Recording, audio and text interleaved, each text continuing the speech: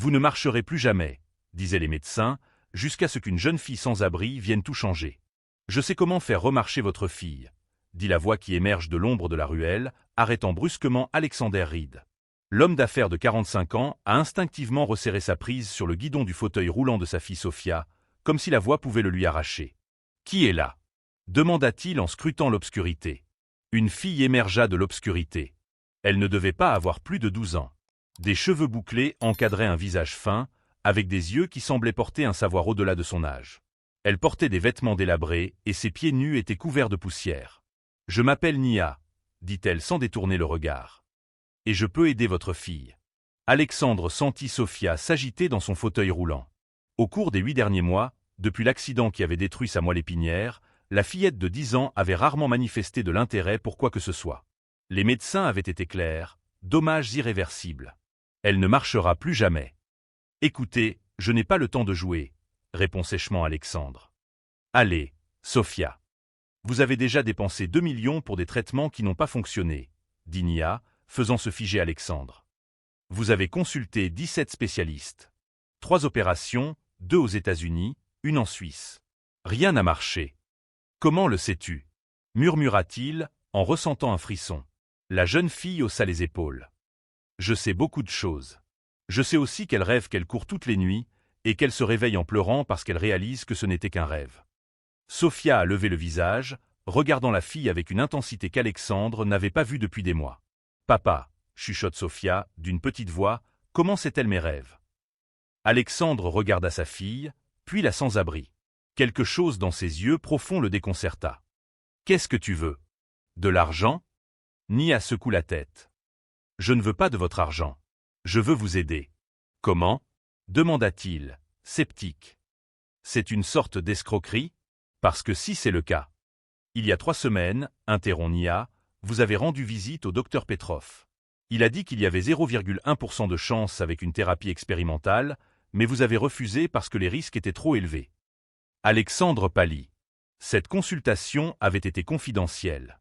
Personne d'autre que lui, Sophia et le médecin, n'étaient au courant de cette conversation. « Comment pouvez-vous savoir cela » murmura-t-il. « Tout comme je sais comment faire remarcher votre fille, » répondit simplement Nia. « Mais vous devez me faire confiance. » Alexandre a ressenti le poids de 8 mois d'intervention chirurgicale, de diagnostics sombres et d'espoir brisé. 8 mois à voir sa fille, autrefois si pleine de vie, sombrer dans le silence et la dépression. « Et si je n'ai pas confiance » demande-t-il. Les yeux de Nia ont semblé vieillir de 100 ans en un instant. « Alors vous serez tous les deux pris au piège. Elle, sur la chaise. Toi, dans la culpabilité. » Alexandre eut l'impression de recevoir un coup de poing. La culpabilité, ce monstre qui le tourmente chaque nuit. C'est lui qui avait eu l'idée de l'accident. Le voyage, la promenade en montagne, tout pour les réunir. Et maintenant, donne-moi une raison de te croire, lance-t-il comme un défi. Nia s'approcha, s'agenouilla pour être à la hauteur de Sophia. Elle la regarde dans les yeux et, sans la toucher, lui demande « Tu ressens un picotement tous les matins, n'est-ce pas ? Comme des petites étincelles qui descendent le long de ta colonne vertébrale jusqu'à tes orteils ?» Sophia écarquille les yeux et acquiesce lentement. « Les médecins disent que ce ne sont que des sensations fantômes, » poursuit Nia. « Mais ce n'est pas le cas. C'est ton corps qui essaie de communiquer avec toi. » Alexander a vu quelque chose qu'il n'avait pas vu depuis 8 longs mois. Une étincelle d'espoir dans les yeux de sa fille. « Comment fais-tu cela » demande-t-il, sa voix n'étant plus qu'un murmure. « Je ne peux pas l'expliquer. Je peux seulement te montrer, » a répondu Nia. « Mais il faut que ce soit maintenant. Et tu dois venir seul avec moi et Sophia. » Tous les instincts protecteurs d'Alexandre s'opposent à cette idée. Suivre une fille de rue inconnue, avec sa fille vulnérable, c'était de la folie. Mais lorsqu'il regarda Sophia, il vit quelque chose qui le fit hésiter. Pour la première fois depuis des mois, il y avait de la vie dans ses yeux. « S'il te plaît, papa, » chuchote Sophia. « Essayons. » Ce qu'Alexander ne savait pas, c'est que Nia cachait des secrets bien plus profonds qu'il ne l'avait imaginé. Des secrets qui remontaient à des générations de guérisseuses réduites au silence par l'histoire. Et que le miracle qu'elle offrait avait un prix qu'aucune somme d'argent au monde ne pourrait payer. Un prix qui transformerait à jamais la vie de toutes les personnes impliquées. Si cette histoire d'espoir envers et contre tout vous a touché, abonnez-vous pour découvrir comment une petite fille que le monde entier ignorait est devenue la clé d'un miracle que la médecine moderne ne pouvait accomplir. Alexandre poussa la chaise de Sophia dans des ruelles étroites dont il n'avait jamais imaginé l'existence et suivit Nia dans un labyrinthe de rues oubliées. Au bout de 20 minutes, ils arrivent à un vieil entrepôt qui semble abandonné. À l'intérieur, le contraste est saisissant. Un espace propre et bien rangé, avec des étagères remplies de bocaux contenant des herbes et des liquides colorés. Au centre, une simple table en bois. Posez-la sur la table, dit Nia en allumant quelques bougies. Attendez, interrompt Alexandre. Je dois d'abord savoir exactement ce que vous comptez faire de ma fille. La porte s'ouvre. Une grande femme entra, avec la même peau sombre que Nia, mais avec une profonde cicatrice allant de la tempe au menton. C'est l'homme ? Demanda-t-elle. Oui, tante Zora, répond Nia. Je suis Zora, infirmière à l'hôpital central et tutrice de Nia, dit-elle en lui tendant la main. Vous devez être Alexander Reed. Infirmière. Alexander fronça les sourcils. Alors vous devez savoir que c'est impossible. Sourit Zora en soulevant légèrement l'ourlet de son pantalon pour dévoiler une prothèse. C'est ce qu'on disait de ma jambe après l'accident. Les médecins m'ont assuré que je ne marcherai jamais sans béquille. Alexandre sentit son scepticisme vaciller. Comment? Il y a dans ce monde des connaissances que votre argent ne peut pas acheter, monsieur Reed, explique Zora. Des connaissances qui ont été effacées, brûlées dans des bûchers ou ridiculisées pendant des siècles. Nia s'approche de Sophia. Puis-je? Demande-t-elle en indiquant son genou. Après un moment d'hésitation, Sophia acquiesce. Nia pose sa main sur le genou de la jeune fille et ferme les yeux, restant immobile pendant près d'une minute. Les cellules sont engourdies, pas mortes, dit-elle finalement. Et il y a une mémoire musculaire. Plus que les médecins ne le pensent. Zora sortit une fiole ambrée. Ce mélange aidera à soulager l'inflammation autour de la blessure. Ce sont des plantes médicinales et quelque chose d'autre que notre famille conserve depuis des générations. Vous êtes donc des guérisseurs ? Demanda Alexandre.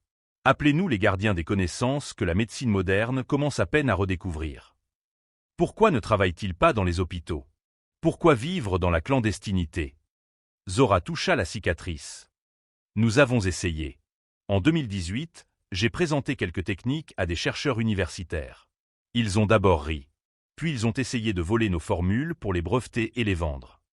Elle a laissé la phrase en suspens, indiquant que la cicatrice n'était pas le fruit du hasard. Nia examine Sophia, touchant différents points de sa colonne vertébrale. Ici, dit-elle en indiquant un point précis. C'est par là que nous allons commencer. Alexander regarde la scène, médusé. Aucun spécialiste n'avait localisé un point spécifique pour le traitement.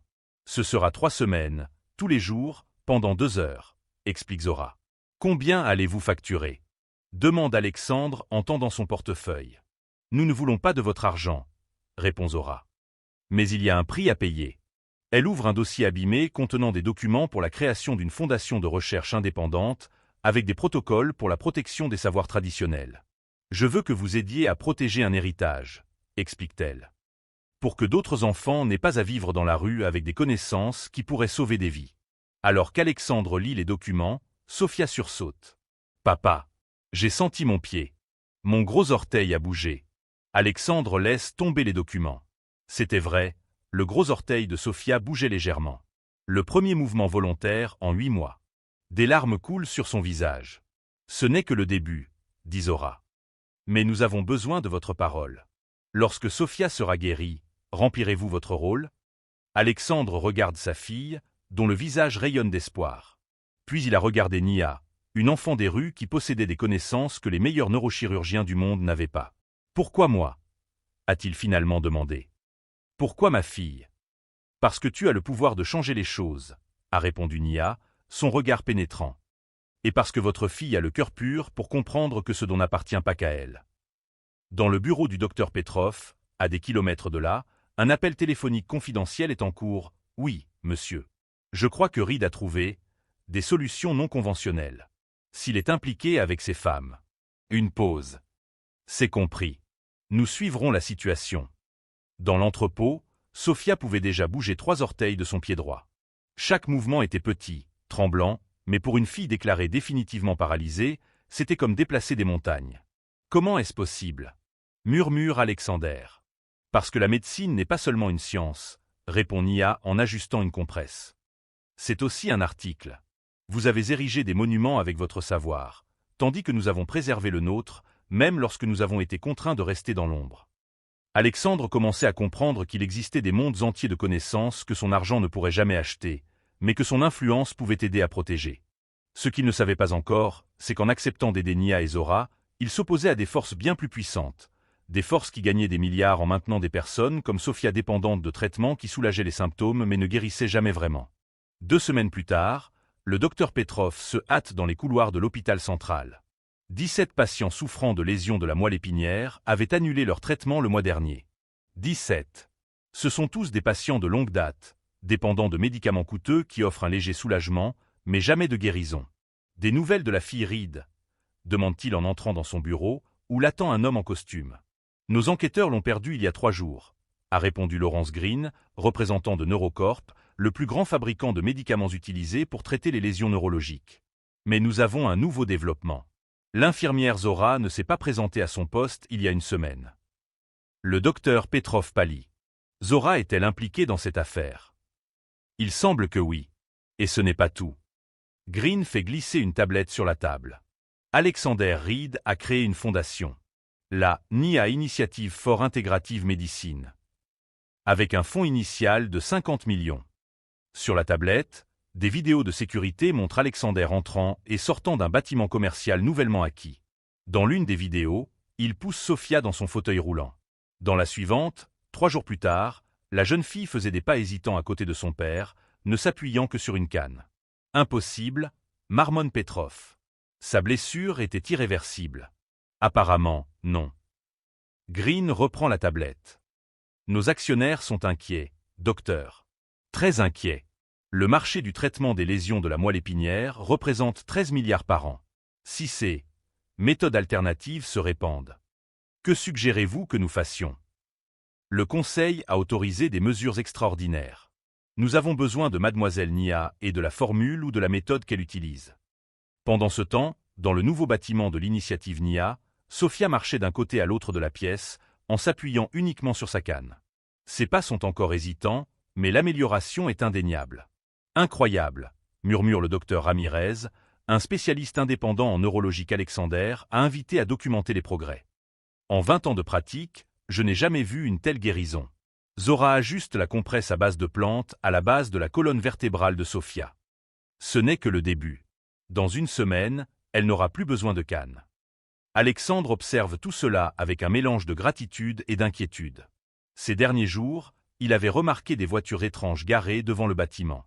Et les tentatives d'intrusion dans son système de sécurité avaient triplé. Ils sont déjà au courant, n'est-ce pas? Demanda-t-il à Zora lorsqu'ils furent seuls. Ils savent, confirma-t-elle. Et ils ne sont pas contents. J'ai les documents que vous m'avez demandés, dit Alexandre en lui tendant un dossier. Des brevets déposés à votre nom et à celui de Nia. La fondation a déjà un statut juridique et 3 universités ont accepté de collaborer à la recherche. Zora sourit. Vous travaillez vite. Lorsque ma fille était paralysée, j'ai offert des millions pour la guérir. Aujourd'hui, je me rends compte que les connaissances que vous possédez valent bien plus. Une alarme discrète retentit sur le téléphone portable d'Alexander. Effraction détectée, annonce la voix électronique. Périmètre est. Ils sont arrivés plus tôt que prévu, dit Zora, sans paraître surprise. Alexandre tapa rapidement sur son téléphone portable. Protocole de sécurité activé. Nous devons nous rendre dans la salle sécurisée. Non, interrompt Nia en entrant dans la pièce. En 15 jours, la jeune fille a changé. Elle portait des vêtements propres, avait pris du poids, mais ses yeux gardaient la même profondeur mystérieuse. Nous devons les affronter. C'est trop dangereux, proteste Alexandre. Tu me fais confiance? Demanda Nia. Comme tu l'as fait quand tu nous as amené Sophia? Sur le parking de l'immeuble, 3 camionnettes noires s'arrêtent. Des hommes en costume en sont sortis, conduits par Lawrence Green et le docteur Petrov. Monsieur Green, salue Alexander, qui se présente à l'entrée principale. Docteur Petrov. Quelle surprise! Monsieur Reed, Green a forcé un sourire. Nous avons une ordonnance du tribunal pour enquêter sur les pratiques médicales non autorisées dans cet établissement. Vraiment? Alexander avait l'air sincèrement curieux. Puis-je la voir? Green tendit un document. Alexander l'examine attentivement. Intéressant.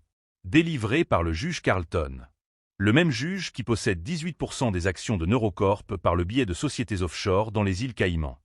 Le visage de Green se durcit. Je ne sais pas de quoi vous parlez. Vous ne savez pas. Alexander sourit. Peut-être que les enregistrements des réunions du conseil d'administration de Neurocorp, où il discutait de la manière de supprimer les traitements alternatifs afin de maintenir les profits des médicaments palliatifs, pourraient vous rafraîchir la mémoire. Impossible, s'exclame Petrov. Ces réunions sont confidentielles. C'est surprenant de voir à quel point les gens parlent quand ils pensent que personne ne les écoute, dit Zora en quittant le bâtiment. Les infirmières sont pratiquement invisibles pour les médecins et les cadres. Surtout les infirmières qui ont des cicatrices. Green s'avance, menaçant. Vous ne savez pas à qui vous avez affaire. Au contraire, répond calmement Alexander. Nous savons exactement qui vous êtes.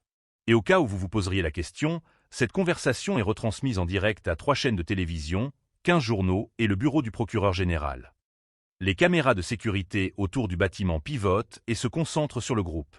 Bluffant, murmure Green, bien que des perles de sueur commencent à apparaître sur son front. Je ne pense pas qu'il le soit, dit Petrov en se reculant. Son fils possède la plus grande entreprise de technologie du pays. C'est exact, confirme Alexandre.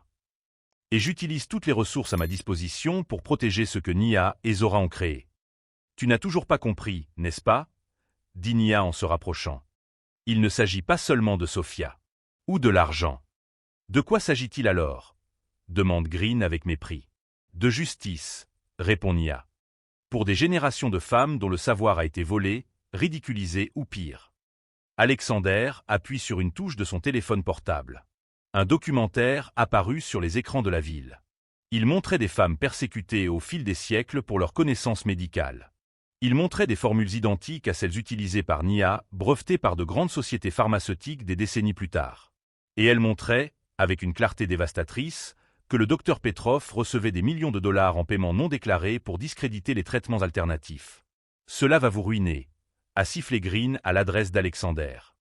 Nous avons des avocats, des politiciens, des juges. Moi aussi, répond Alexander.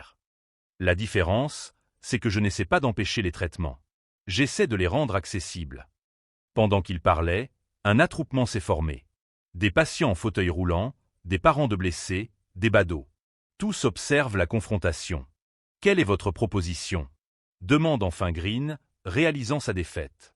Alexander sourit. Neurocorp peut faire partie de la solution, au lieu de la combattre. La collaboration plutôt que la compétition. Vos scientifiques travaillent avec Nia et Zora pour comprendre et améliorer leur traitement. Et vous vous assurez que la méthode est accessible à tous, pas seulement aux riches. Et si nous refusons? C'est Sofia qui répond, en sortant du bâtiment d'un pas encore hésitant mais ferme. Alors nous nous adresserons directement au public. Et croyez-moi, l'histoire d'un enfant condamné à ne plus jamais marcher, guéri par une sans-abri que la médecine traditionnelle rejetait. Eh bien, les actionnaires de Neurocorp ne seront pas contents. Green regarde Petrov, qui hoche la tête d'un air vaincu. Parlons, accepte Green. Alors que les camionnettes noires partaient et que la foule se dispersait, Nia s'approcha d'Alexander. Comment as-tu su qu'il venait aujourd'hui? Alexander sourit d'un air mystérieux. Disons que j'ai aussi mes secrets. Ce que personne n'a réalisé dans ce moment de victoire apparente, c'est le regard échangé entre Zora et Nia. Un regard porteur d'une connaissance bien plus profonde et ancienne que quiconque n'aurait pu l'imaginer. Un savoir qui ne concernait pas seulement la guérison des blessures, mais aussi la correction d'un déséquilibre qui persistait depuis des siècles dans la façon dont la société considérait la guérison et ceux qui la pratiquaient. Alors que la nouvelle de la guérison miraculeuse de Sofia se répandait dans des centaines de ruelles, d'hôpitaux et de foyers à travers le monde, des personnes marginalisées, détentrices d'un savoir similaire, ont commencé à sortir de l'ombre, prêtes à affronter un monde qui pourrait enfin être disposé à les écouter. 3 mois plus tard, l'auditorium de l'Université centrale est plein à craquer. Sur scène, Sofia Reed marche sans canne, partageant le podium avec Nia et Zora.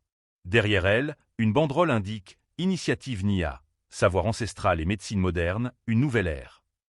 Je m'appelle Sofia Reed, a commencé la jeune fille de 10 ans, sa voix claire résonnant dans le micro. Il y a 1 an, j'ai été déclarée définitivement paralysée. Aujourd'hui, je suis là, grâce à des connaissances qui ont failli être perdues à jamais. Au premier rang, Alexander regarde la scène avec fierté. À ses côtés, étonnamment, se trouvait Lawrence Green, aujourd'hui ancien PDG de Neurocorp. Ce qui a commencé comme une bataille est devenu une collaboration sans précédent, poursuit Sophia. L'initiative NIA fonctionne désormais en partenariat avec 5 hôpitaux, 3 universités et, oui, même avec Neurocorp. Dans les mois qui ont suivi la confrontation, l'histoire de Nia et Sophia est devenue mondiale. La vidéo d'Alexander exposant les pratiques de Neurocorp a provoqué un scandale qui a ébranlé l'industrie pharmaceutique. Les enquêtes ont révélé plus de 2 décennies de suppression délibérée de traitements alternatifs efficaces. Mais au lieu de détruire complètement l'entreprise, M. Alexander a proposé de la transformer. Le conseil d'administration de Neurocorp, sous la pression des actionnaires et de l'opinion publique, n'a eu d'autre choix que de remplacer Green et d'établir un partenariat avec l'initiative NIA. La connaissance n'a jamais appartenu à un seul groupe, explique Zora en prenant le micro. Pendant des siècles, des femmes comme ma grand-mère ont gardé des connaissances que la science commence à redécouvrir. Nous ne cherchons pas à remplacer la médecine moderne, mais à la compléter. La cicatrice sur son visage, autrefois cachée, était désormais visible de tous, rappelant le prix qu'elle a payé pour avoir défié le système. Dans le public, des dizaines d'enfants en fauteuil roulant attendent avec impatience. L'initiative NIA a mis en place un programme de traitement gratuit, donnant la priorité aux patients sans ressources, tout en développant des protocoles de recherche pour documenter et valider scientifiquement ces méthodes. Quant au docteur Petrov, poursuit Zora, il coopère avec les autorités en échange d'une réduction de peine. Ces aveux ont révélé l'existence d'un réseau de médecins payés pour discréditer les traitements alternatifs. Lorsque c'est au tour de Nia de prendre la parole, l'auditoire se tait complètement. La jeune fille, qui porte désormais des vêtements simples mais propres, n'a plus l'air d'une enfant des rues. Elle ressemblait à ce qu'elle avait toujours été, une gardienne du savoir ancestral. Ma grand-mère avait l'habitude de dire que la vraie guérison vient lorsque nous respectons tous les chemins de la connaissance, a-t-elle déclaré. Lorsque nous mettons de côté les préjugés et le profit et que nous nous souvenons de la raison d'être de la médecine, soulager la souffrance. Monsieur Alexander est monté sur scène pour les remarques finales. Lorsque ma fille a été paralysée, j'ai dépensé des millions pour trouver un remède. Je l'ai trouvé dans une fille que la société avait rejetée. Il sourit à Nia. Aujourd'hui, nous annonçons que l'initiative NIA a été approuvée pour ses premiers essais cliniques officiels. Plus important encore, toutes les connaissances développées seront accessibles au public. Elles ne seront jamais brevetées ni restreintes. Au fond de la salle, le docteur Ramirez, un neurologue sceptique qui avait assisté à la guérison de Sophia, discutait avec ses collègues médecins. C'est comme redécouvrir la pénicilline, a-t-il commenté, sauf que ces connaissances ont toujours été là, cachées à la vue de tous. Après la présentation, Nia et Sophia se sont assises sur les marches de l'auditorium, regardant la foule se disperser. « Tu ne m'as jamais dit, » commente Sophia, « comment tu as su pour mes rêves le premier jour ?» Nia sourit d'un air mystérieux. Certaines choses ne peuvent pas être expliquées par la science, pour l'instant. Penses-tu qu'ils comprendront un jour ? Demanda Sophia. Peut-être. Mais d'ici là, nous continuerons à soigner les gens, qu'ils comprennent ou non. Alors qu'elle quittait l'auditorium, une femme âgée en fauteuil roulant s'est arrêtée à côté d'elle. Vous êtes les faiseuses de miracles, dit-elle, les yeux larmoyants. J'ai passé 50 ans dans ce fauteuil. Est-ce trop tard pour moi ? Nia a levé sa main ridée. Le savoir appartient à tout le monde, répondit-elle simplement. Il en va de même pour la guérison. Le plus grand miracle n'est pas seulement la guérison de Sophia, mais la façon dont une jeune fille sans abri a transformé tout un système. Tandis que les institutions médicales tentaient de comprendre les méthodes de Nia, des milliers de personnes marginalisées à travers le monde ont commencé à partager des connaissances similaires, gardées depuis des générations. Une révolution silencieuse a commencé. Ce jour-là, dans la ruelle, se souviendra plus tard Alexander. Je pensais suivre un enfant des rues dans un moment de désespoir. En réalité, j'étais guidé vers un avenir plus juste, où le savoir n'a pas de propriétaire et où la guérison n'a pas de prix. Si cette histoire vous a touché, n'hésitez pas à vous abonner pour recevoir d'autres récits inspirants qui révèlent comment les personnes les plus improbables peuvent transformer le monde. Après tout, la sagesse la plus puissante vient parfois des voix que nous avons pris l'habitude d'ignorer.